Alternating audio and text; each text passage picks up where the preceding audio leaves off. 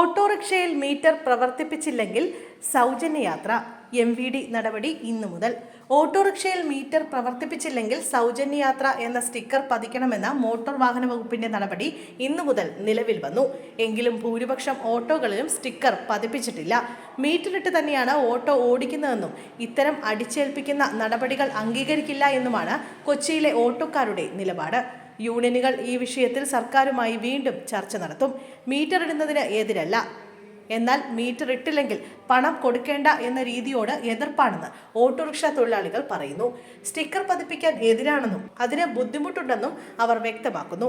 March 1 മുതൽ metre ഇടാതെ വാഹനം ഓടിച്ചാൽ പണം നൽകരുതെന്ന് MVD നിർദ്ദേശിച്ചു. സ്റ്റിക്കർ പതിച്ചിട്ടും മീറ്റർ ഇടാതെ സർവീസ് നടത്തിയാൽ പെർമിറ്റ് റദ്ദാക്കും. ഓട്ടോറിക്ഷകൾ അമിത കൂലി വാങ്ങുന്നു എന്ന പരാതിയെ തുടർന്നായിരുന്നു നടപടി.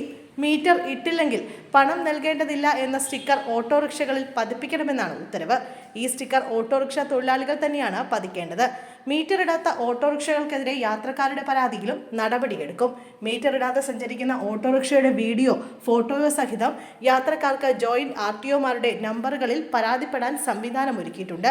സവാരി നടത്തുമ്പോൾ ഓട്ടോറിക്ഷകളിൽ മീറ്റർ പ്രവർത്തിപ്പിക്കുന്നു എന്ന് ഉറപ്പാക്കാൻ മോട്ടോർ വാഹന വകുപ്പ് ഇന്നു മുതൽ കർശന പരിശോധനയും നടത്തും.